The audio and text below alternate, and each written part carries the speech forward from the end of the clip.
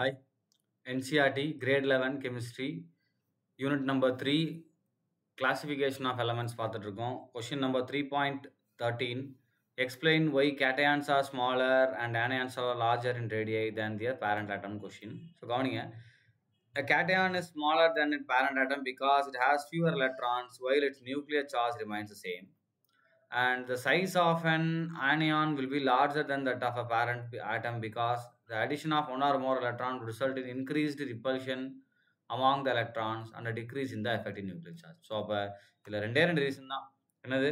First பாருங்கள், கேட்டையானை பொறுத்த வரைக்கும் சி ப்ளஸ்ஸு, சரிங்களா? ஸோ சி என்ன மாறுதுன்னா சி ப்ளஸ்ஸாக மாறுது. அப்போ எலக்ட்ரான் நமக்கு இங்கே என்ன ஆகுனா, உதாரணத்துக்கு we can take example sodium. So sodium ப்ளஸ்ஸாக மாறுது. இங்கே நியூக்ளியஸோட பவர் 11 தான், இங்கேயும் 11 தான். பட் எலக்ட்ரான்ஸ் பாருங்கள், இங்கே நமக்கு 11 ப்ரோட்டான் 11 எலக்ட்ரான்ஸ் இருக்கும். இங்கே நமக்கு என்ன 11 ப்ரோட்டான் 10 எலக்ட்ரான்ஸ் தான் இருக்கும். அப்போ ப்ரோட்டான் அதிகமாக இருக்கனால நியூக்ளியஸோட சார்ஜ், எஃபெக்டிவ் நியூக்ளியர் சார்ஜ் அதிகமாக இருக்கும். அப்போ இது என்ன பண்ணுன்னா, அந்த நியூக்ளியஸ் ஷெல் அது பக்கம் கொஞ்சம் லைட்டாக இருக்கும். அப்போ ரேடியஸ் நமக்கு குறையும். ஸோ அப்போ கேட்டையானோட ரேடியஸ் பேரண்ட் ஆட்டமோட கம்மியாக இருக்கும். இப்போ ஆனியான் எடுத்துக்கோங்க, வில் டேக் குளோரின். ஸோ இதோடைய எலக்ட்ரானிக் கான்ஃபிகரேஷன் 17 இல்லையா? அப்போ 17 ப்ரோட்டான் 17 எலக்ட்ரான் இருக்கும்.